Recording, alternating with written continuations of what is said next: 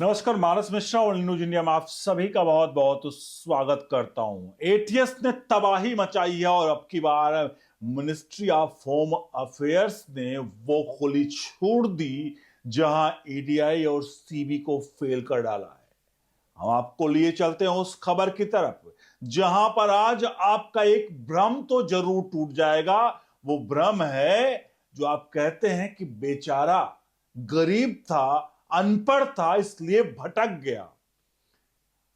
अरे साहब, भटकने वाले तो डॉक्टर इंजीनियर्स हैं जो अब जिसका कच्चा चिट्ठा खोला है कश्मीर से लेकर के गुजरात, देश उत्तर प्रदेश और फरीदाबाद, देश भर के अन्य राज्यों में पकड़े गए हैं, वो आपके सामने दिखाने जा रहा हूं।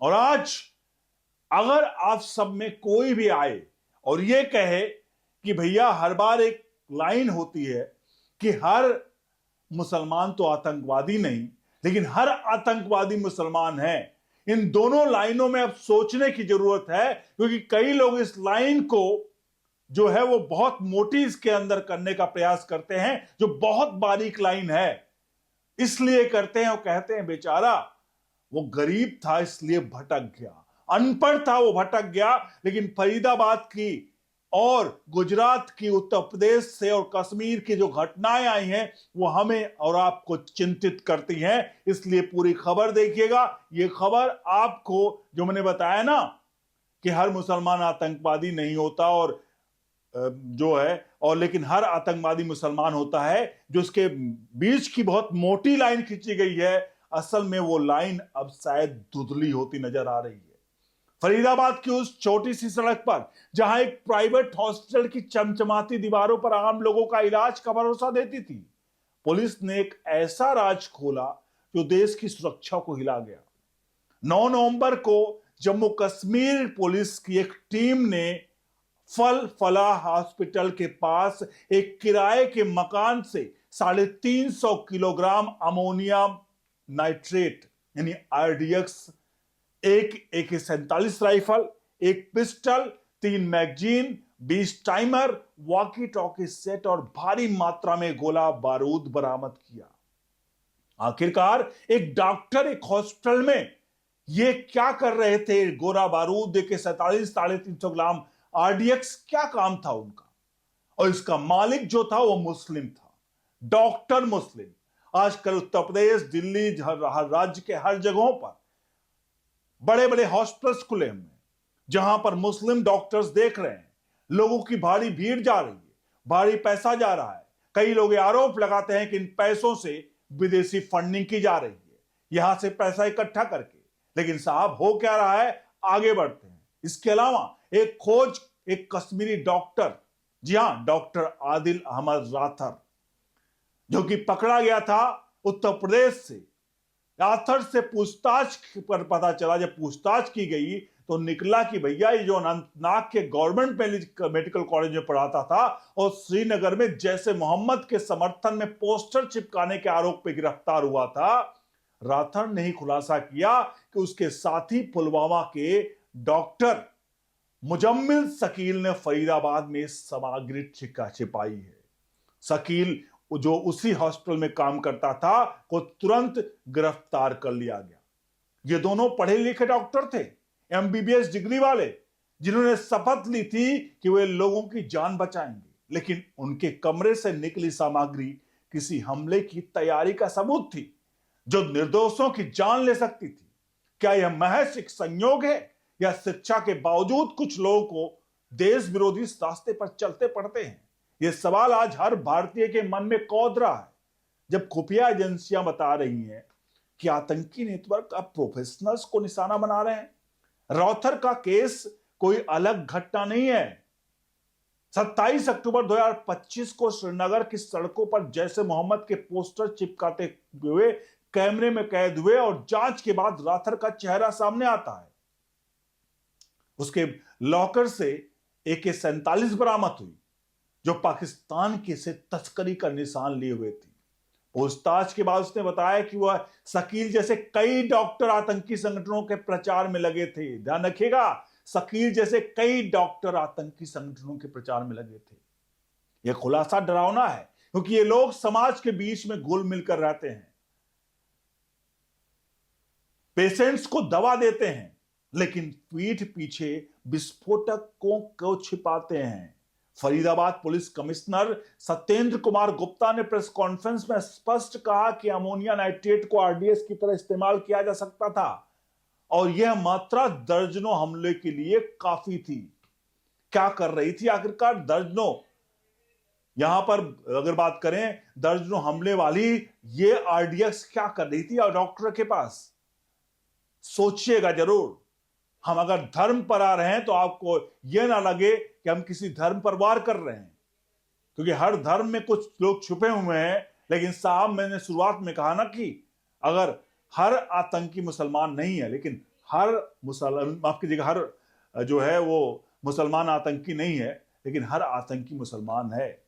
इसके बीच की जो रेखा है उसको थोड़ा सा हमें जस्टिफाई करना पड़ेगा। जम्मू कश्मीर पुलिस अब तीसरे डॉक्टर की तलाश में है जो इस चेन का हिस्सा माना जा रहा है। यह नेटवर्क गजवात उल जिंद और जैसे कट्टरवादी एजेंडे को यहां पर बढ़ावा दे रहा था, जहां भारत को निशाना बनाया जाता है। अब सोचिए, अगर एक डॉक्टर जो सालों से पढ़ाई के बाद मरीजों की सेवा का दावा करता है आतंकी प्रोपेगेंडा फैला रहा है, तो क्या शिक्षा वाकई रेडिकलाइजेशन की ढाल है? गुजरात से एक और चौंकाने वाला मामला सामने आया। यहां पर भी आज ही एंटी टेररिस्ट स्क्वाड ने डॉक्टर अहमद मोहिउद्दीन सईद को गिरफ्तार किया। अब ये भी धर्म, अब जाहिर सी बात है, नाम से ही धर्म पता चल रहा है। अब इस सईद ने चीन से एमबीबीएस किया था और हैदराबाद का रहने वाला था। उसके पास 2 ग्लॉक पिस्टल, एक बेरेटा पिस्टल, 30 लाइव कार्टिल और 4 लीटर कैस्टर आयर, जिसके वह मतलब रिसीन नामक घातक जहर बना रहा था। रिसीन इतना खतरनाक है कि 1 ग्राम ही सैकड़ों लोगों को मार सकता है। सईद का हैंडलर अफगानिस्तान का अबू खाजिदा था, जो इस्लामिक स्टेट खोरासान प्रोविंस यानी आईएसकेपी से जुड़ा हुआ था। पूछताछ में सईद ने कबूल किया है कि वो लखनऊ, दिल्ली और अहमदाबाद जैसे संवेदनशील इलाकों की रेकी कर रहा था। उसके फोन से 2 अन्य आरोपी आजाद सुलेमान शेख और मोहम्मद सुहेल मोहम्मद सलीम को वहां पर बनासकांठा जिले से पकड़ा गया, जो हथियार सप्लाई कर रहे थे। एटीएस डीआईजी सुशील जोशी ने कहा कि सईद जो है वो रेडिकलाइज था और फंड जुटाकर रिक्रूटमेंट कर रहा था। यह केस दिखाता है कि विदेशी पढ़ाई करने वाले प्रोफेशनल भी कैसे वैश्विक आतंकी नेटवर्क का हिस्सा बन जाते हैं, और ये उदाहरण अलगाववादी तत्वों की साजिश को उजागर करते हैं। लेकिन पूरे समुदाय को कलंकित करने का बहाना नहीं है। फिर भी सच्चाई यह है कि ऐसे मामले बढ़ रहे हैं जहां पढ़े लिखे लोग, एक धर्म के लोग कट्टरता की चपेट में आ रहे हैं। 2012 का कर्नाटक टेरर प्लान याद कीजिए, जहां बेंगलुरु के एक डॉक्टर ने को हरीकत उल जिहाद इस्लामी HUJI के लिंक के लिए गिरफ्तार किया गया था। आरोपी ग्रुप के एक जर्नलिस्ट, डॉक्टर और डीआरडीओ वैज्ञानिक शामिल थे।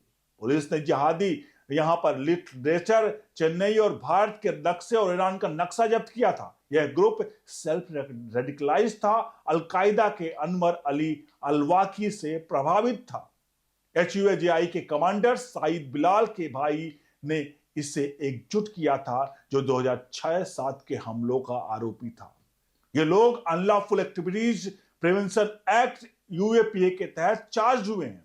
यह केस साबित करता है कि शिक्षा के बावजूद ऑनलाइन प्रोपोगेंडा कैसे दिमाग घुमा देता है।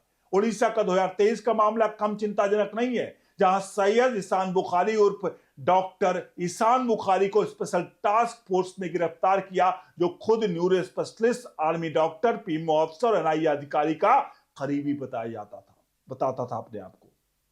उसके पास कई फेक आईडी थे और पाकिस्तान से लिंक मिले। STF IG ने कहा कि टेरर प्लान्स में इन्वॉल्वमेंट्स की जांच हो रही है।